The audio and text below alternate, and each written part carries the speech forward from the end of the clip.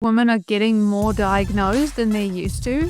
And late diagnosis is more common for women when you look at the research. If you have an ADHD brain, you are very dopamine seeking. This is something that people don't often think about. We are overstimulated in terms of the phone, but if you look around you, often you'll find that you have reduced everything else down to the bare minimum. All of your stimulation has been put into this one little thing. You're not going to enjoy that. You're going to go back to it. So what are the other things we can add to your life in terms of your 5 senses? Touch, taste, sight, sound, smell. I have retro games that I recommend people grab. Get ready for the next iteration of you on your path to becoming wealthy. On this show, you'll get the insider's view on wealth creation, the class none of us got taught in school, with my co-host, daughter, and beginning investor, Sophia Bosch.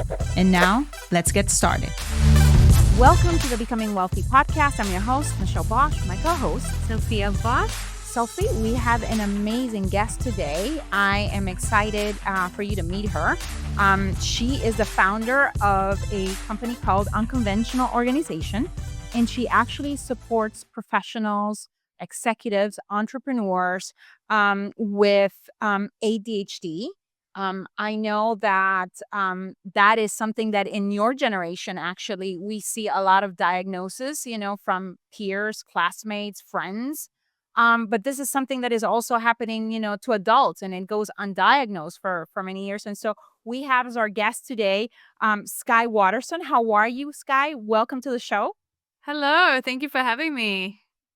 Thank you for being here with us. Yes, as I was reading through your bio, and we were discussing here, questions to ask. I know that you're mainly, focusing with, on serving, adults. You yourself only got diagnosed when you were working on your PhD. So what was going on back in that time before you knew that this was probably what was causing burnout or what was causing difficulty? Yeah. Well, I was one of those students who was very much like, get the grades, work hard. I really did embody that thing which I now sort of speak against, which is the idea of like, oh, well, I just need to work harder. I just need to try harder. Like that's going to fix the problems that I'm having, basically. And so I was burning out, and then I would just kind of double down and be like, well, we're just going to go even harder next time. And it sort of culminated in my master's. I finished my master's. I was working 3 jobs across 2 different universities. I was drinking a lot of caffeine, not getting a lot of sleep, and I burned out so hard that I actually got given a PhD scholarship, and I don't even really remember getting it. It didn't even really hit me at the time that I had it. I was so overwhelmed by having spent so many years with this just try harder mantra that I actually quit academia altogether and went and worked as a cashier at a bakery for a year and took art classes, and I didn't even think I was going to be able to come back to that world again. Wow, that is incredible. And so you finally find out, and how do you slowly, you know or did you have to set a new benchmark for yourself or a new path for yourself? How did you find out, and what was kind of like the progression? Yeah. Well, I think the cool thing was that when I found out and I started using the strategies that I teach today, I was actually able to go to another level in terms of being able to do what I wanted to do just without the burnout. I found out when I started my PhD, I eventually realized like, hey, I have a PhD scholarship. My boyfriend at the time, now husband, was like, oh, that's interesting. Have you ever thought about doing anything with that? And so I went back and I said, okay, well, if I'm gonna do it, I'm gonna try and figure out what's going on. So I went to my university's learning center. I said, hey, is there something wrong? They tested me for a whole variety of things, and they said, we think you should go get tested for ADHD. I had taught developmental psychology at the time, but ADHD was always something we discussed as being something young people had. It wasn't really discussed in adults. And so I really didn't have at the time a lot of peers to look to get support. There was maybe one person on the internet who was like, it's okay, I have it too. And then it felt like everyone else was like diagnosing me and sort of preaching all negative stuff in terms of, long-term outcomes. And so I really had to go into my academic background and research and find, articles and papers and things like that on how our brains work. And luckily I'd studied neuroscience and psychology, so this was something I was familiar with. And in doing that, I was able to realize, okay, this is just a different way of being. This is just a different way of working. And if we take that idea and we adjust how we're doing things, then everything becomes a lot more doable. And that was kind of the research that I did alongside, my PhD. Wow. So So it yeah. explained a lot. Like that diagnosis, once you got it, it explained a lot. Was there any part of you that felt like now with the diagnosis, I feel like I can't do certain things, or is it Or was it did more it hit liberating? you or Well, I think initially it was a bit of a panic. It was a bit of a, oh my gosh, like it was nice to know, like, okay, there is a name for what I have, but there was a bit of a sense of, what does this mean? What does this look like in terms of outcomes? Like I said, it wasn't initially very positive because there wasn't a lot of support at the time. But once I understood, oh, this is just a different way of working with my brain, then it became more liberating because I was able to say, okay, well, now I do know how to focus. I do know how to avoid last minute deadlines. I do understand that, this idea of like, I just need to find my passion. It's just dopamine seeking behavior. That kind of stuff really unlocked for me the growth to the point where I never burned out again, which was huge because I'd been, doing the academic career, but, taking a year off or taking a semester off, or, there was a lot of like gaps in my resume that I was papering over up until I found out what was going on. Makes complete sense. Yeah. When you said right now, dopamine chasing, Hmm. it it it it brought to the surface what we've been discussing here in our family, in our house, and that is basically the use of devices. And Hmm. it's not just her age. I find myself 45 minutes, an hour later, after scrolling through a ton of short form content, really not being able to focus. But I'm Oh also yeah. a woman in her late 40s, perimenopausal, and I'm like thinking, okay, is it that, or could I have a Mhm. ADHD, or could it be, this constant scrolling? And have you seen any increase in, for example, in diagnosis in kids or even in adults because of now the constant use of Yeah. technology? It's a tricky one. I mean, definitely women are getting more diagnosed than they used to. There is, and late diagnose is more, common for women when you look at the research. And I will say things like perimenopause, for example, which we've talked about on our podcast, it does have an effect on brain function, and so it can make these things more evident. It's one of Yeah. those things that people can say. Often when you're getting diagnosed later in life, it's that straw where you're like, "That's it. We've we've hit our limit, and now we need to go and find out what's going on." And so when it comes to devices, though, one of the things that I really recommend, because yes, you're totally right, it's very addictive. It's addictive for everybody. It's particularly difficult if you have an ADHD brain because you are very dopamine seeking, Mhm. is that we're actually understimulated. This is something that people don't often think about. We are overstimulated in terms of the phone, but if you look around you, often you'll find that you have reduced everything else down to the bare minimum. So when I talk about dopamine, what I say is, okay, let's find a way to reduce phones. You've got Freedom app, you've got little like cards you can put on the phones now. There's all this technology that's going to help you. But then if the thing that you end up with now is now you're sitting in a room with nothing because all of your stimulation has been put into this one little thing, you're not going to enjoy that. You're going to go back to it.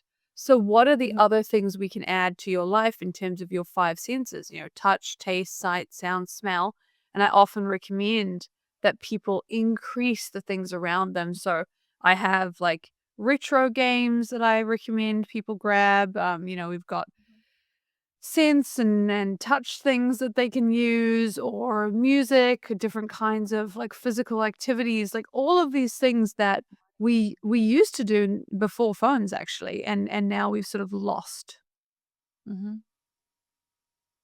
I love this conversation because she just talked about a few things, that, touch on all five senses that we are trying as a family here to basically incorporate, music in the mornings versus Mm, immediately, reaching out for the phone, or maybe it's a little bit of, you know, uh, writing in our gratitude journal. Sophia just turned 18 last week, like I had mentioned, prior to us mhm. starting, and one of our gifts to her was this gratitude journal, so that Yeah. as a family we all actually have one, Mm, and could start basically doing that first thing in the morning when we wake up, yeah. or in the Yeah. evening, versus being on a device, and so on and so forth. Is there something that I'm curious about?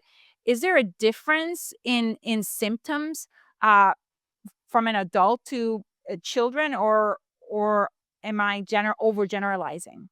I mean, that's a good question, and that's more of a diagnostic question. So when you get diagnosed, there is a slightly different way that you get diagnosed if you're an adult versus if you're younger. Um, Mhm. at a neurological level, it's tricky to say because obviously the brain is developing. What we Mhm. usually see though is that older people will have more or not, and so this is not true for everybody, but often more coping strategies. And then the younger you are, the more you're likely to rely on external support, so parental support, things like that, which can make things like going to college, for example, quite difficult because you're losing a lot of that external support and you have to develop your own systems and strategies. Yeah, makes complete sense.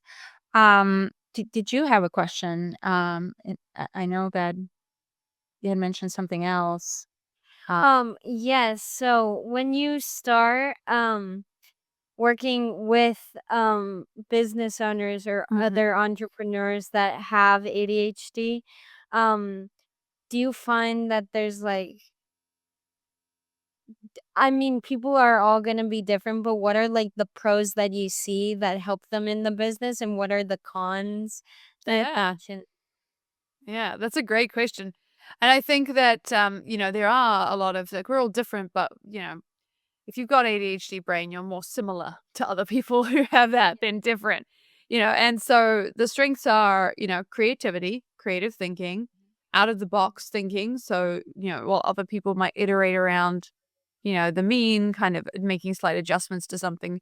If you have an ADHD brain, you're more likely to go way over here, which is great if you're trying to operate in that blue ocean, that doesn't have a lot of competition.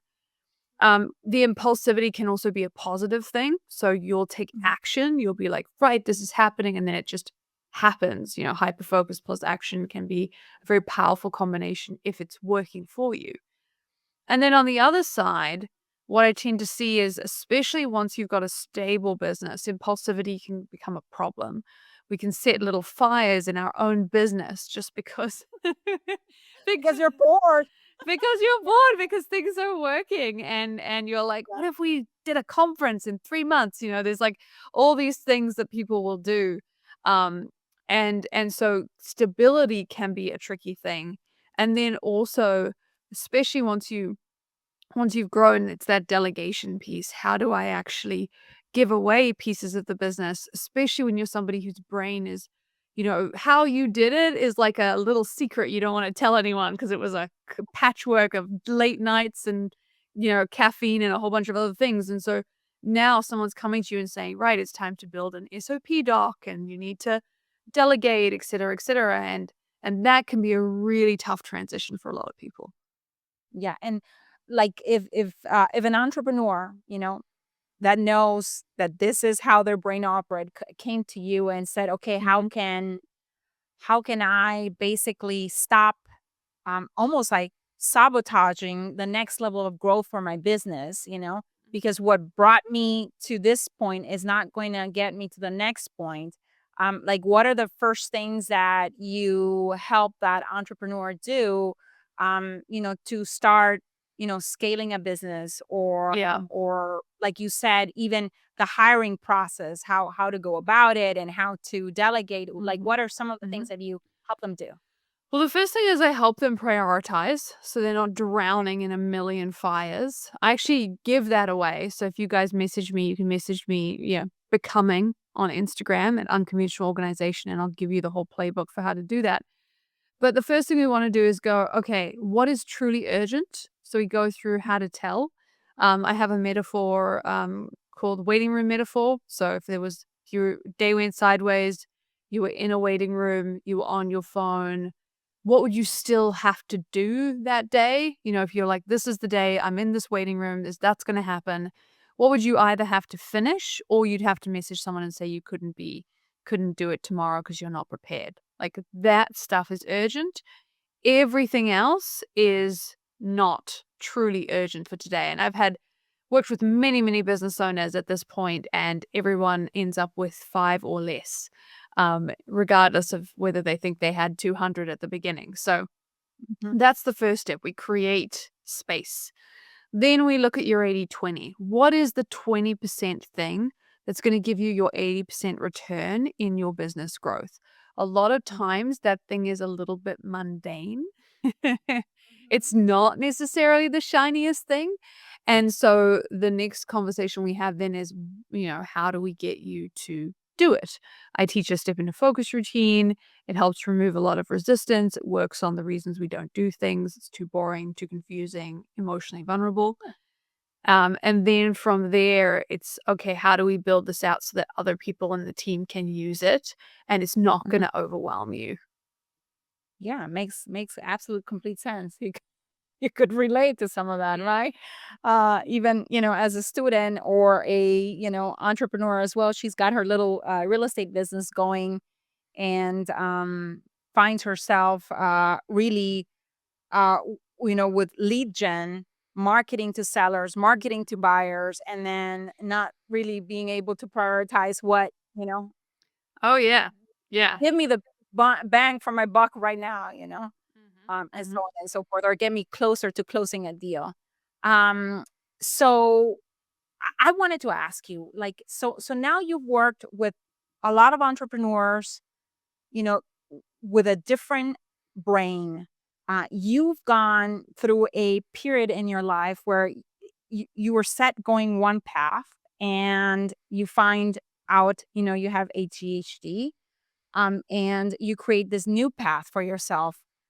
And this podcast is about becoming wealthy. And Mhm. so I want to ask, so what does wealth now, in the context of your own personal experience now, and seeing other entrepreneurs, deal with this and actually succeed and thrive, Mhm. like, what is wealth to you? What does that mean to you? Yeah, well, I think this is actually a really good question because, academia is very glamorous in some ways, especially from the outside, but it is not well paid. You know what I mean? It's like very, it's very insecure. You're doing contract work. Yes, there is well, eventually you could get a tenure track position and then you'd be set for life, and those conversations happen. But the actual journey of doing that was very financially unstable, and Mhm. definitely I did not feel wealthy in my late 20s as a result. And then burning out and losing the thing that I was even working towards, I felt, incredibly, behind my peers. There's a lot of shame around that for sure. And so being able to build a business that worked with my brain, that I loved, that felt easy. It's still hard, but it compared to working against the grain all the time, it had that level of ease to it.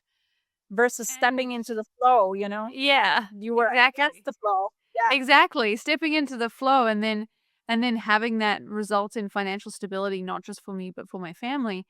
That is becoming wealthy to me, and what I'm super passionate about is helping other people do the same thing, because I think often when you do have an unconventional brain, the stats say it. It's like you're more likely to want to go and do things by yourself, you're more likely to want to run your own business, you're also more likely to struggle financially. And that financial struggle is something that I'm very passionate about, about not being the case for anybody that I come in contact with. That is fantastic. Thank you so much, because for us, it's more than just the financial aspect. What wealth means to us. It's about health. Being your first wealth. It's Mhm. about meaningful relationships. It's the connection. To a higher source. So faith. In a way. And I love your spin on understanding your brain and finding a vehicle that not only works with your brain, but can give you the result of doing meaningful work and being compensated very well for it, and Yeah. being able to take care of your family and create an amazing impact and ripple effect, across society. I mean, that's what we all strive and want to do. So thank you for that. It's always interesting to hear from our guests. They're different, where they're Yeah. coming at it from, yeah, perspectives for that similar question. Now, if anyone wanted to learn more about working with you, Skye, what you do, where can people find out more about you? Yeah, you can find me at unconventionalorganization.com. You can find me and you can message me, becoming if you want that free resource at unconventional organization on Instagram. And I also have a podcast called the ADHD Skills Lab where we go into detail about ADHD, entrepreneurship, all of these different things as well. Awesome. Thank you so much. Now, one last question. If anyone wanted to take some sort of an assessment, or to see, do I fall? Is my Mm. brain this kind of brain? Is there something on your website as well where you have some kind of, or do you rather have somebody go and get that diagnosis from someplace else and then come to you? Yeah. Yeah, so we don't actually require you to have a diagnosis. You just Okay. have to resonate with the symptoms. But in terms of actually getting that diagnosis, one of it's a long process. So if you go on to different government websites, wherever you are, usually they will have something that you can do that is associated with the DSM. So when people get diagnosed, they'll use the DSM, so having a look at those questionnaires can be very helpful. Okay, awesome. Well, then, thank you so much for being here with us today. I know that I learned a lot, I did. and we are, looking forward to staying in contact. I always tell Sophia that our guests now are an expanded network, for her as she goes on and in her in her path. And for all our listeners and people that are watching us, thank you for being here with us on another episode. And we look forward to being with you on the next one. Thank you so much.